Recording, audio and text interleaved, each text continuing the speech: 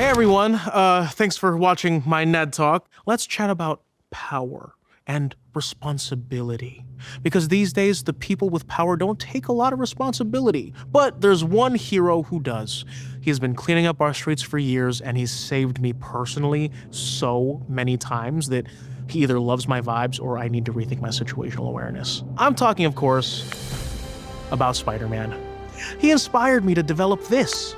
Ta-da! The Spidey Tracker. It's a hub for all things Spider-Man. I wanted to build a space where all of us webheads, still workshopping that, can come together to celebrate the hero who does so much for our city. Okay, here's how it works. First, you've got the map, tracking Spider-Man activity in real time. Sightings, battles, bagel runs, you name it. There's even event updates where we'll post meetups and other cool Spidey hangs.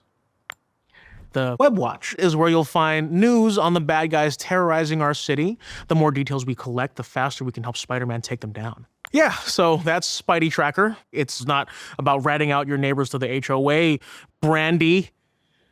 Sorry.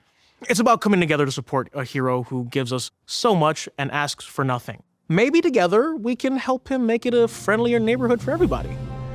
That's all I got. Welcome to our web. On the web? Wait, that's confusing. Forget it. See you on Spidey Tracker. Spiders have 3 life cycles. When between cycles, it can leave the spider vulnerable to threats. Oh, God. And for those spiders who make it through, it amounts to a kind of rebirth.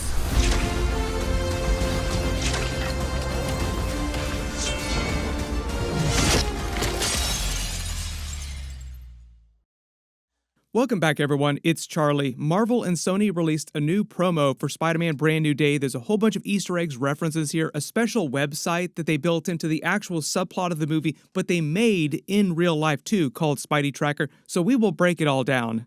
The reason why they're doing this now is because they're releasing the really big trailer tomorrow morning. Of course, I will do all the videos for that too, but it is also part of stuff that they baked into the movie itself, the actual plot of the movie. The other funny bit about this is that on the post that they made for it, it says, a message from founder and CEO Ned Leeds. That feels like them winking at the CEO of Sex meme that people created about him in the past several years.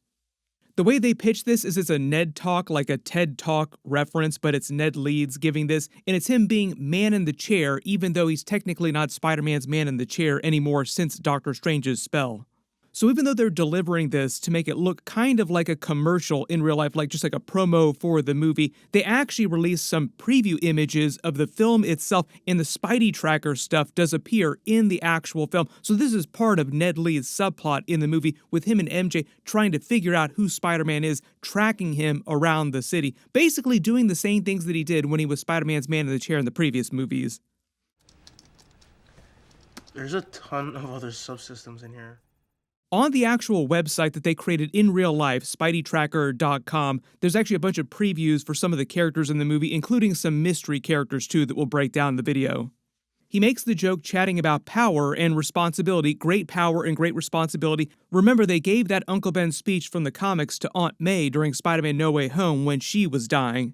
On the script that they released for the movie with all their notes when they were actually filming the movie, the note here reads that Spider-Man has misinterpreted what her message actually means. I think that just gets into the idea of him being Spider-Man 24/7, like he has this power, so that's the only thing that he should be doing, which wasn't exactly what she meant. You also notice behind Ned, while he's giving this Ned talk of his, talking about the Spidey Tracker, all these pictures look like they're from the previous Spider-Man movies, and this is stuff that appears in the actual movie itself. Spider-Man looks at his conspiracy board in the trailer that we saw already. This is why you see him in his Night Monkey suit in one of these pictures, you see him in the Homecoming suit in a couple others, you see him in the No Way Home and the Far From Home suit at the end of that movie too. When he starts glazing Spider-Man, he's meant to be a super fan. He's been cleaning up our city for years. He's been saving me personally for so many years. Basically, the idea in the movie, and they get into this in the leaked version of the trailer too, that we'll probably see in the official trailer they drop tomorrow. Ned and MJ remember Spider-Man, they just don't remember that Peter Parker is Spider-Man, so they remember all their adventures with Spider-Man in the previous movies when Spider-Man saved them, when Peter saved them when he was Spider-Man. They just don't remember that it was Peter under the mask doing it all. Part of what Marvel has done has sort of built in tracking for their press tour around the real-life world, is like they go around promoting the movie to different countries, but also in the context of the movie, in all the previews, is just tracking him around Manhattan in New York City in the general area. Also really big reference, and I think it's an MCU first, Ned Leeds says webheads for the first time. I don't think that anybody in the MCU has ever called Spider-Man webhead at any point, which is a big comic book reference. But in the actual promo, he does break into commercial mode, like when they're actually doing promo for real-life events that they're doing for the movie. So they say on the Spidey tracker, they'll do like special hangs and like special meetups. That's a real thing that you could like physically go to. You who are watching the video could actually go to. So you do need to check that website periodically. They'll probably make it live after the trailer goes live tomorrow too. I wanted to build a space where all of us webheads, still workshopping that. Hey, my name is Spider-Man. You can call me Webhead. You can call me Amazing. He also calls their villain and character tracker WebWatch 1.0, which is another Spider-Man reference. For the Scorpion, it reads, feels like there's history between Spider-Man and Scorpion, but I might be reading into this too much. He's got a lethal mechanical tail that you don't want to be stung by, which is a reference to Spider-Man Homecoming. Like, it seems like they have some history together. Like, oh yeah, they fought each other in that first movie. You have to remember all these character bios were written by Ned Leeds' character in the context of the movie, and in Homecoming, I don't think that Peter talked a bunch about Scorpion to Ned when he was in his Spider-Man costume underneath the mask, so that's why Ned wouldn't understand the connection between the two of them from Homecoming. For Boomerang, he wrote, his name is easy to catch, his weapons are not. Boomerang bites by using surprise, surprise, special boomerangs with different powers. We don't really know exactly who he's going to be during the movie, like who's playing him, but a lot of people have theorized that we've actually seen him in the trailers out of his Boomerang costume. One of the other big details here too is that the thumbnails they're using are shots from the trailer, and they're meant to be comps to comic book covers where Spider-Man fought these villains previously in the Amazing Spider-Man comics. Destin Daniel Cretton, the director, was really big on doing big comic book moments, comic book panels in the actual movie itself. For Tarantula, it reads, Tarantula uses poison tip boots as a weapon, so watch those feet. Luckily, Spidey has great reflexes. Another big comic book cover here.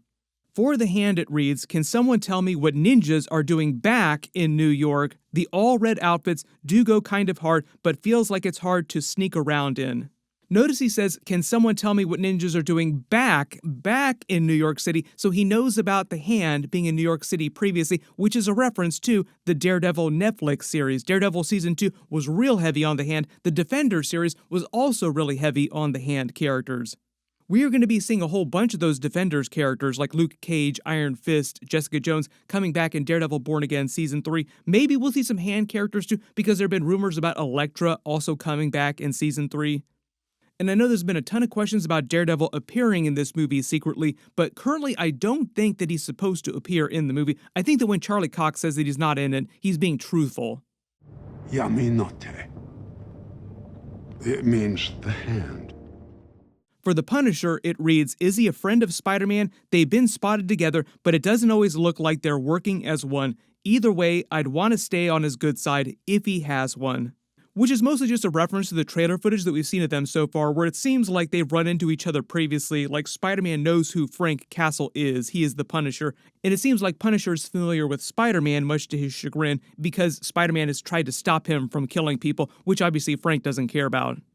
Then the only other one that's been visible is this mystery villain. It looks like a bald person that's a little bit taller with a question mark. So the early theory was that it was Tombstone, but it actually reads, there are rumors of a new mysterious villain in the city. Send anything you hear about this. This one's hard to track. So it could just be a misdirect for Sadie Sink's character because she's like the third billed person in the movie. And it seems like this next big trailer that leaked out that they'll release a version of tomorrow will have a lot more of her in the actual trailer. And in the actual trailer footage, you see her jumping from mind to mind a lot, controlling people's minds, and she is very hard to track. He makes a couple references to helping Spider-Man take down all the different villains, so I think this is just him trying to be Spider-Man's man in the chair again eventually. Maybe once they figure out that Peter is Spider-Man again, like eventually they will figure it out at some point. Maybe they'll do it on their own. Maybe Peter will tell them. Maybe Sadie Sink's character will use her telepathy to just put the information back in their brains. Maybe when he makes this HOA Brandy joke about his neighbors ratting him out for like making too much noise or like the parties that they have, it's just like some bit in the movie, like some side joke off in the distance. He ends the promo making another friendly neighborhood Spider-Man reference. MJ did that in the last trailer too, so like they're going full comic book as much as possible. Kevin Feige also hyped that up too, like he's being more regular Spider-Man from the comics than we've ever seen him be in previous Spider-Man movies. That's mostly a reference to them taking away a lot of the Iron Man, Tony Stark tech from his stuff. Like, there are a couple of different versions of Spider-Man we'll see going forward. Like, there's the Avengers level Spider-Man stuff, like the real big Avengers crossover movies, Doomsday, Secret Wars, and then you have like friendly neighborhood ground level Spider-Man, which they're trying to do in this movie with like a little bit of multiverse stuff maybe in the background because of all the Doomsday lead up that they have to do. He makes a couple of jokes about their web of friendship, like the web of club that they're making with this Spidey tracker, but also the World Wide Web. Make as many Spider-Man puns as possible in as short a period as possible.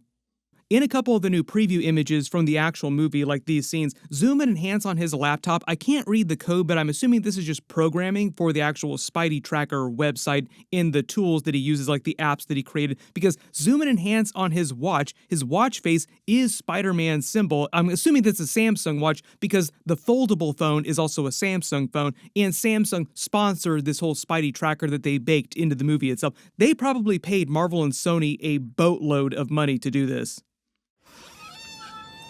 What do we have here? This is also how they spend so much money on these big Marvel movies and help them still make money. Even though I do think this movie is going to earn a lot of money.